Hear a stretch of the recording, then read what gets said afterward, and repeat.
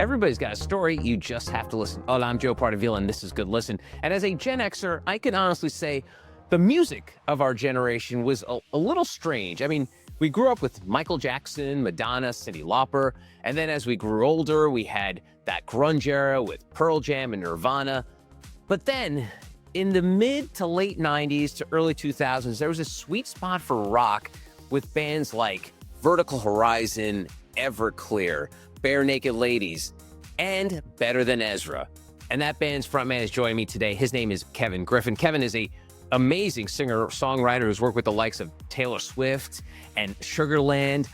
So we're going to talk about what it was like back then, what the music industry is like now, and discuss his latest venture, which was a business parable book. So we're getting into all of that today on Good Listen.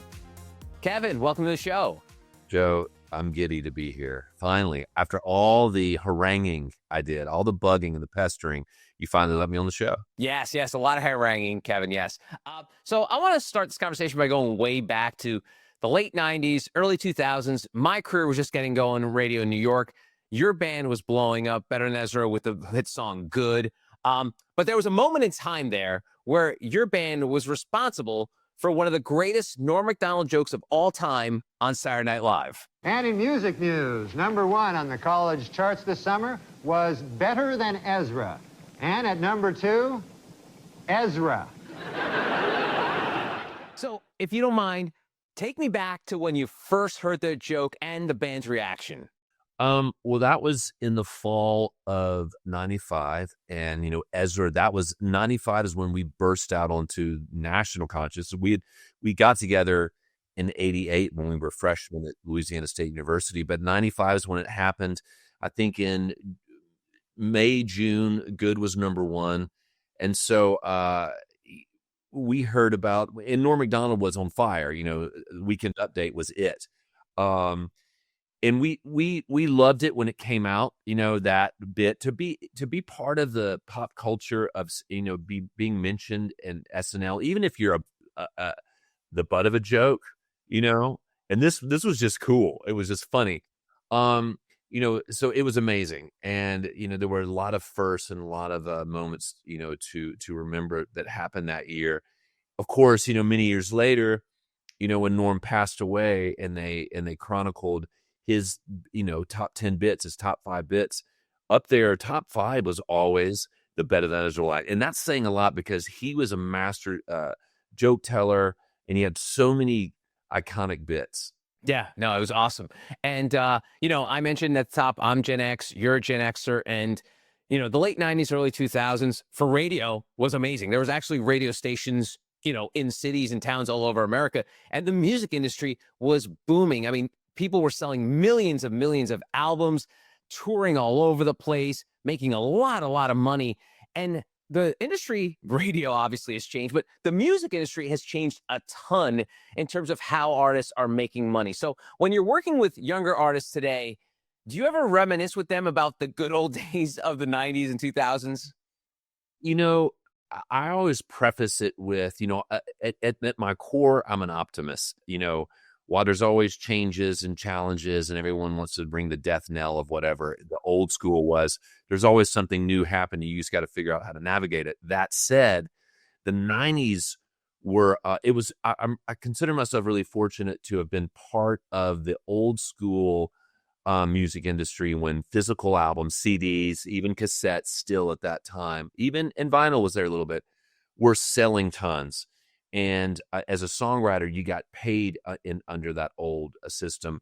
So if you wrote all the songs on a 12-song album, which I did, I wrote all the Better Than Ezra songs back then. When you had a hit album, it was really lucrative because the copyright laws that addressed physical sales of albums, treated the songwriter as an equal to the record label and to the master. So it was great. They were salad days for sure. And it was very cool. And you could depend upon certain things, fast forward, so I do talk about that to the kid. I work with, I'm always writing with, artists in their late teens or early 20s, bands and stuff.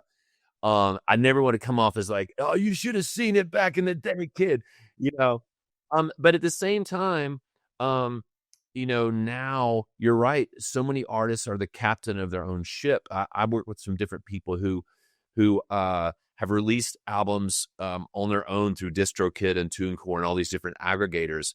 And there's no middleman. They get all the money from the masters, and they do incredibly well and don't need a label.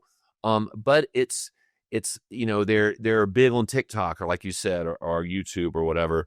It's so much harder to have a long career. It happens, and there's tons of money being made in the industry, but it's a different, more rarefied feat to really have the big stardom, being on Saturday Night Live, Letterman, Leno, Conan, which we were able to do. So I consider myself very fortunate.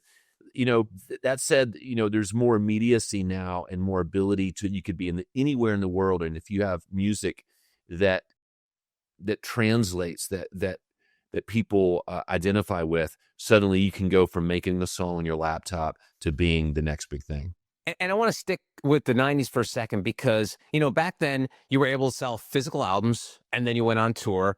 Fast forward to 2025, it's basically all streaming, and bands have to tour a lot to sort of supplement their income. So let's talk about the financial dynamic of what it was like then and the amount of money people are making now just from streaming as opposed to selling all those albums. Well, if you think of roughly the revenue that comes in on a dollar basis for a song, half of $1, 50 cents goes for the master. That's split off for whoever owns the physical recording, the label or the artist. The other half traditionally would go to the songwriter. Well, what's happened and that was the way it was when CDs were selling albums and stuff like that. Now, though, the last copyright decree that was written in law was the 1972 copyright law. Clearly, it didn't address digital because digital was fantasy.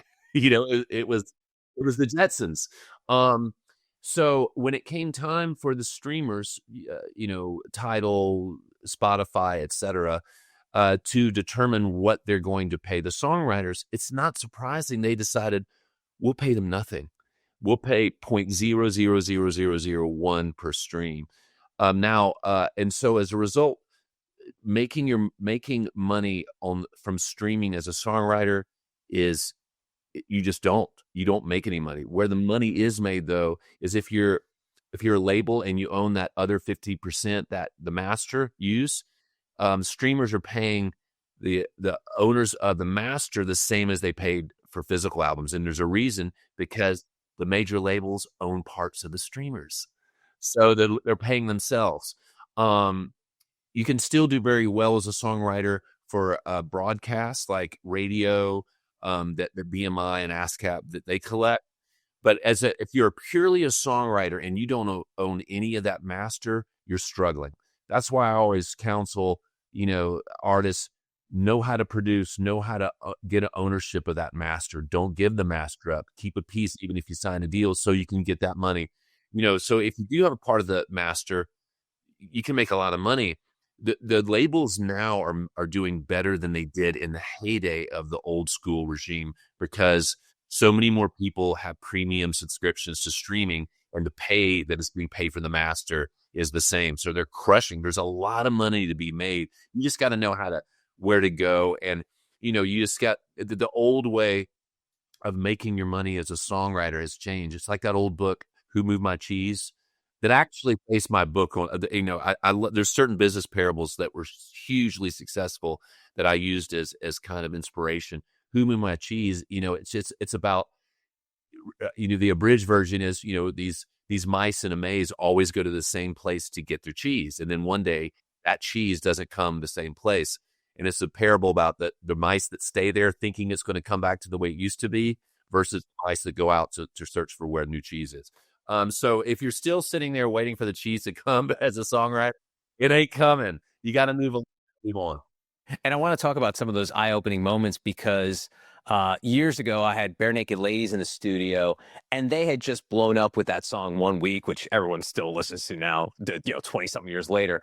But they were one of these scrappy college bands that go town to town, play at universities, make a few bucks. And then they had dreams of becoming rock stars. So when the song finally did hit, they had aspirations of like, we're going to stay at 5-star hotels. We're going to fly in private jets.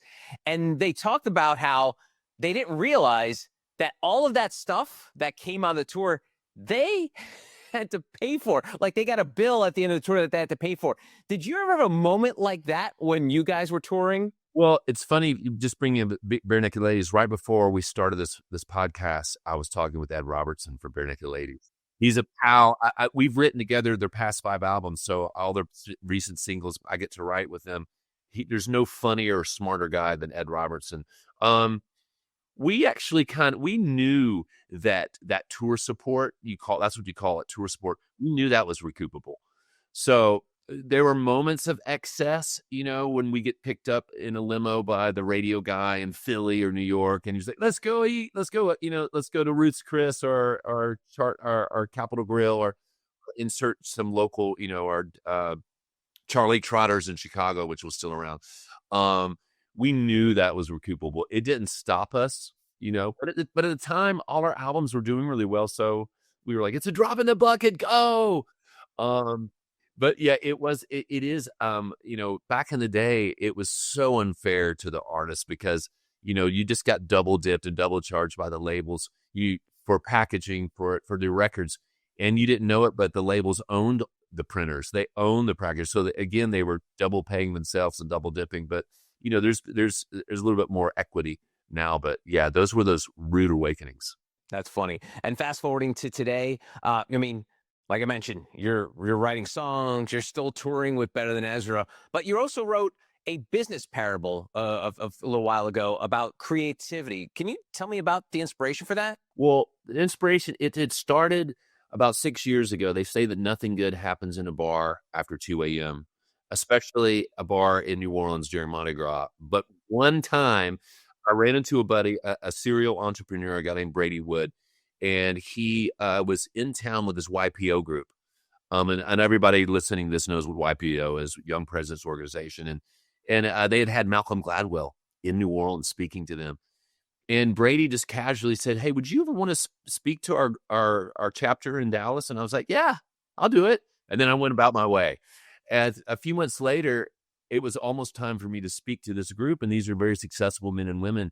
And I was like, I need to speak about something.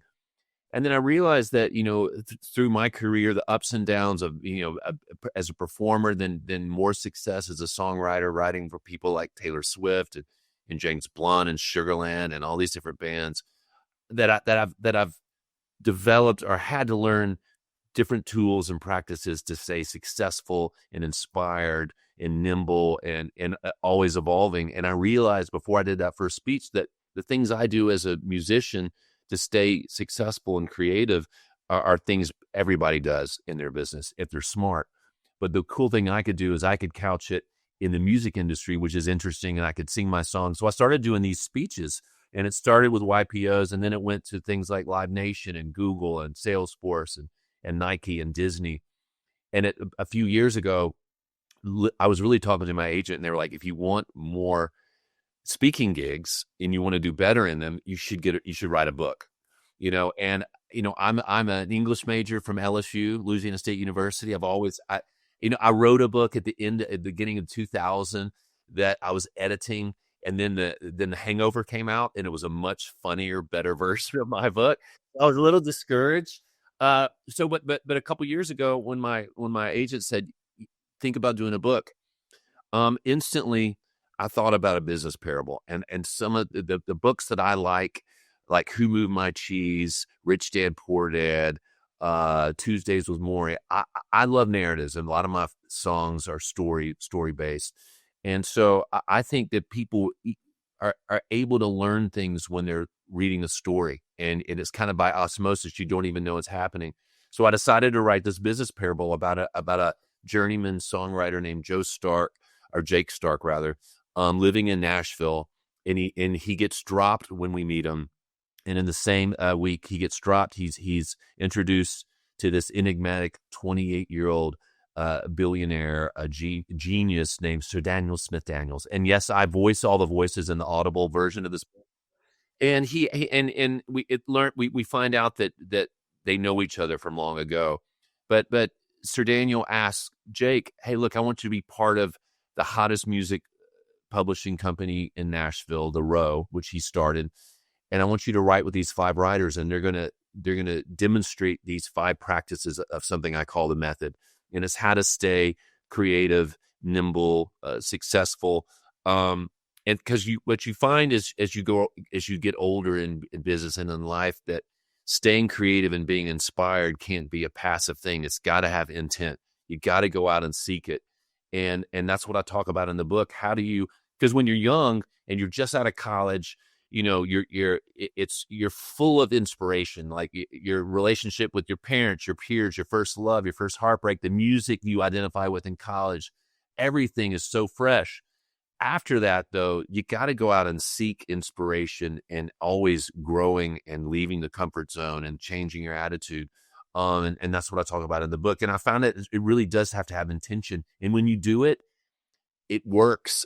And it's not just, something I'm talking about. I really drew off of what people in my business like Max Martin and Pharrell do, and then what the business greats have done, all the going back to Jack Welch and the different stuff. There's all these parallels that people who are successful in business do. Yeah, it's funny too, because talking about the world of entrepreneurship and the world of music, I often say that artists, musicians, singers, actors, they're the ultimate entrepreneurs. And you probably don't see a big difference, right, between being a musician and being a business owner, right? It's not at all. You're constantly coming up with new ways to disrupt your business. And how do I approach it a different way? How do I carve out some market share that I haven't done yet? Music is, what I realize is that in my own industry, in music, and in any industry, you think you know the business until you wear a different hat in your own industry. And so I've gone from being a musician and a songwriter to being a publisher, and I've published hit songs for Florida Georgia Line and Morgan Wallen, and I manage artists. I've started a music festival called Pilgrimage Music Festival. I wear a lot of different hats, so I'm always and then I've learned about ROIs and tranches and waterfalls, and I mean things. I'm like, sometimes I'm in these meetings. And then that's led into other investment opportunities. I'm in these meetings and I'm like, I'm just a singer in a 90s band. I'm confused by all these acronyms. But I just dig it, man. I'm always, Better Than Ezra was the band we started at LSU. But after I graduated LSU, I was, I had 3 years where my LSAT was still good, for law school. And I was like, okay, for 3 years, I'm going to give it 3 years to make it as a rock star, in music. Well, those 3 years came and went. The LSAT expired. But I've always had a foot in business and stuff. I like the challenge, and I like wearing different hats. Maybe I'm a little bit of an anomaly as a musician. Now, was this always part of your DNA, Kevin? Like, were you always wearing hats in the early days of Better Than Ezra and doing a lot of different things? I wasn't. And there's a famous music manager, a guy named Alan Kovac, and everybody in the music industry knows him. Alan managed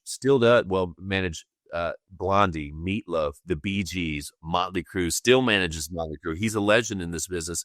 And when Better Than Ezra had been dropped and we were making an album in the early 2000s, we were at a studio called Conway Studio in the heart of Hollywood. It's the same corner that Jane's Addiction sings about. And Jane says, she woke up on St. Andrews. Right at the corner of St. Andrews and Melrose is Conway Studio. And in 2002, we were there. It's still one of the finest studios in the world to go to. The Weeknd's there right now. In 2002, it was Justin Timberlake in Studio A making his Justified album. Better Than Ezra was in Studio 2. In Studio 3 was Meatloaf. And one morning I came into the studio and this older gentleman came up to me and goes, Kevin, it's Alan Kovac. Listen, Meat heard one of your songs and he'd like you to write him a song. And that was the 2 hours later was the first time I ever collaborated on a song. And it's not a coincidence that collaboration kind of became the bedrock for me of how to reinvent myself in my career as a songwriter, but also in my life over and over again. And that's practice one in the book, creative collaboration. And but Alan Kovac told me, as we became better friends about a year later, he said, listen, Kevin, he was not a shy man. He goes, look at what I got. I got real estate. I got management. I got investments. I got blah, blah, blah. You just got Better Than Ezra, kid. You need to diversify. So he really got me thinking, okay, start writing with other artists. That's when I started writing with his artists, the Bee Gees and Blondie, and then had a hit with Howie Day, Collide, and all these other songs and then in short order, collaborating and working outside my band became a lot more lucrative than my own band. And it was because, somebody was a mentor to me. Now, Kevin, a lot of people always make fun of me because I always like to ask the sliding doors question, the Gwyneth Paltrow movie, what would happen if you made this decision? What would your career have been like if you didn't get this nudge to sort of diversify what you were doing? That's a good question, man. There's so many things I look back on my career and like, oh, we should have gone with this single. If we released Desperately Wanting as our first single off the second album, it would have been as big as the first one. But at the same time, there's so many things I did do right and that did happen right. One of those was meeting Alan Kovac and having to diversify. So I don't know. Maybe, who knows? Maybe I would have left music altogether. I don't know. Kevin, one thing I'm really passionate about is talking about self-awareness and time management, how we all have to be better at it. And you have so much going on with, touring with Ezra, writing books, giving speeches. But how do you manage all of this? Time management, just like everybody, sometimes you feel like despite what you're doing, you're losing momentum and losing track because like, oh my God, I'm so far behind. What really helps me is making to-do lists. I make a list on my phone on memos, probably every couple of days, it just like to do. And that way, just enumerating those things out allows me to put my eyes on it and then it doesn't seem so daunting, the things I've got to do, whether it's shop, or finish looking over a contract, finish this song, get mix notes, whether it's the festival or all these different things, that makes it all seem manageable. And then when I have that peace of mind, like I did that, and then I put a couple asterisks by something like that. And then it also allows that, when you wake up in the middle of the night, that noise, that white noise, like, oh, I got to go do this. And everything in the middle of the night seems so dire. It's weird. It's the weirdest thing in the middle. And then you wake up in the morning like, everything's fine. I'm fine. The last night, 5 hours ago, it felt like it was the end of the world. But when I do those lists, it keeps me on top of those things. I tell you, but when it is crazy, what allows me to keep it all from being overwhelming is exercise. When I exercise in the morning, when I start off I'll get on the Peloton or I go for a quick jog or just anything, not a big workout. It just levels me out. Just whatever tension, stress I'm feeling, if I feel like I can handle it. And Kevin, how do you explain your longevity? Because you and I both know a lot of the bands that you came up with back in the good old days, as we said, are struggling now. I mean, they have to tour basically 365 days a year just to make ends meet. So how do you explain how you've lasted this long in the music industry? Well, that's why it's funny because I was getting asked that more and more by some of my peers and friends, and then younger artists. Like, it's a super fickle industry I'm in. And going back to 2002, when I met Alan Kovac, he said, hey, I got all this. You got this one thing. You need to, that wake up call, like, oh shit. For me, it's always been seeking out, how do I get better? Collaborating with different people. When I work with different people, by osmosis, I'm affected by them. So when I'm in a collaboration and I check my ego and say, hey, I'm around a lot of talented people and I listen, that's when we get a great song. That's when we get a great business idea. So I'm always about don't micromanage, listen. You can always get better. And then also there's something I've talk about in the book. It's called Filling the Well, which is really continuing education. And like I mentioned earlier, when you're young, you're full of inspiration. But as you get older and go through your career, you got to continue to seek it out. And, so there's the creative side. Like for me, it's listening to new music. I'm always going down the rabbit hole with new artists. And so when I sit down in front of an artist, a younger artist, or even in a business, I'm listening to new things. So but you can't help but be influenced. So like I'll be listening to some song on New Music Friday, and then I sit down an hour later in that next session with a 20-year-old, but I play something that sounds relevant. If I played if I played Good from 1995, they'd go like, this sounds like my grandpa's music. But it's also, but Filling the Well also extends to business, and there's no end. There's no excuse to not know what's happening in your business. There are podcasts, books, radio, trade journals, to let you know what's happening in your business. And when you know what's happening in your business, you're able to connect the dots. It's like you go from a checkers player to the girl in Queen's Gambit or Bobby Fischer. You become a chess champion because you can see the next moves. So like we all have great ideas. Like for me, I have a great song idea. You may have a great idea in tech, in business, but how do you get it to the finish line? How do you connect the dots to get it to the person who can make that thing? There's no end to resources to know what's happening in your business. Where are the executives moving? Who is now working at a company you couldn't, break into? Well, if you were reading your trade journals and listening to podcasts, you knew that person is now, for me, it's Sony Records, and then also embracing your competition, the people who are crushing it. Don't resent them, like, I'm better than that. Say, no, wow, they're having success. I can learn from that. For me, I hear a hit song that I should have written with Ed Sheeran that day, but Ryan Tedder got it. Then I listen to the song and I'm like, wow, it's a really good song.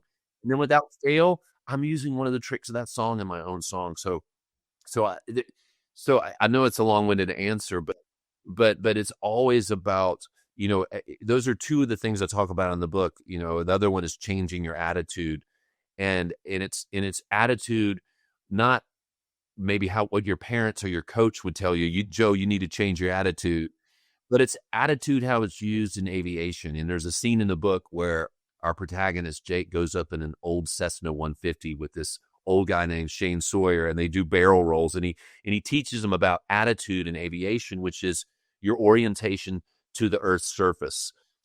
Like altitude is how high you are from the ground.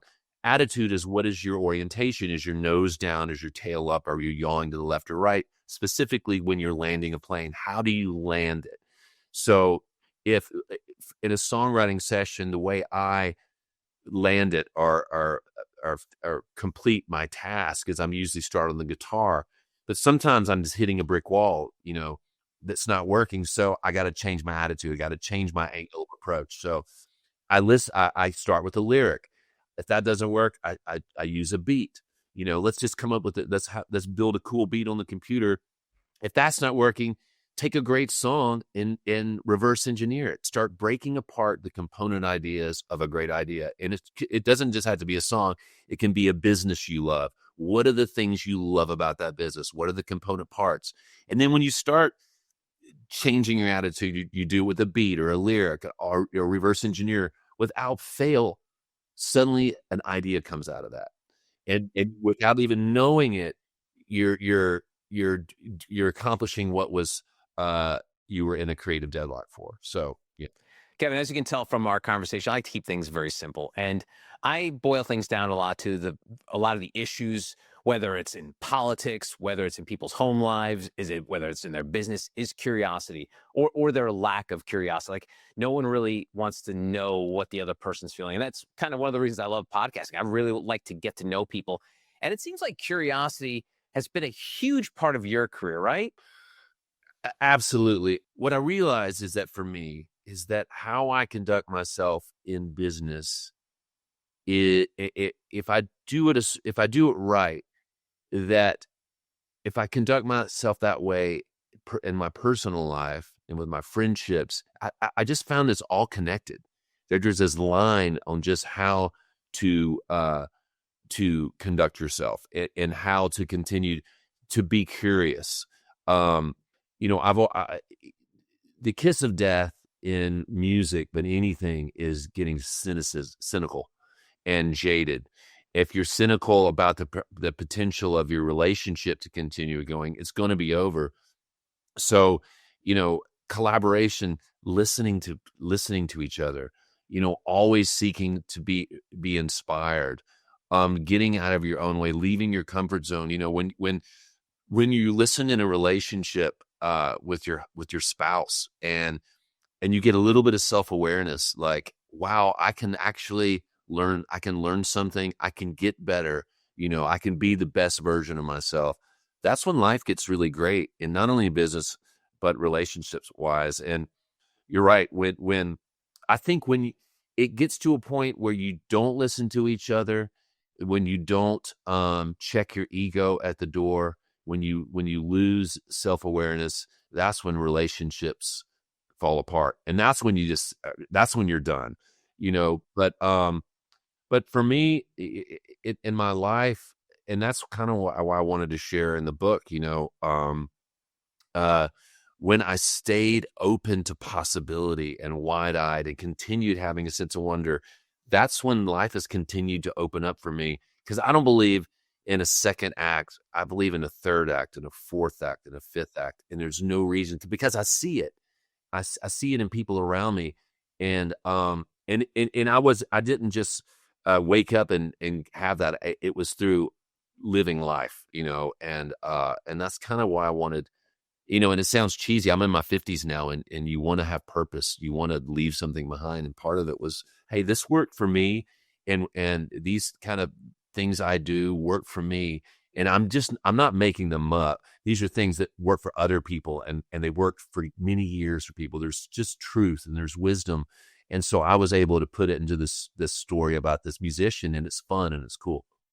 All right. So you may not want to answer this last question, but a long time ago, I was talking to Jason Mraz, and as a lot of people may know, he had a huge hit song with I'm Yours. I think it's still one of the longest running Billboard hits of all time. And I said to him, hey, would you be able to retire just from that song alone? Just like, if you bought Apple stock back in the 80s. And he said, yeah, but I don't want to, because I love making music. I love touring. I love connecting with people. So yeah, I probably could, but I don't want to. So the question is, what is your sort of IRA song? What song that you had that you could probably be like, okay, I'm done, I can retire thanks to this song?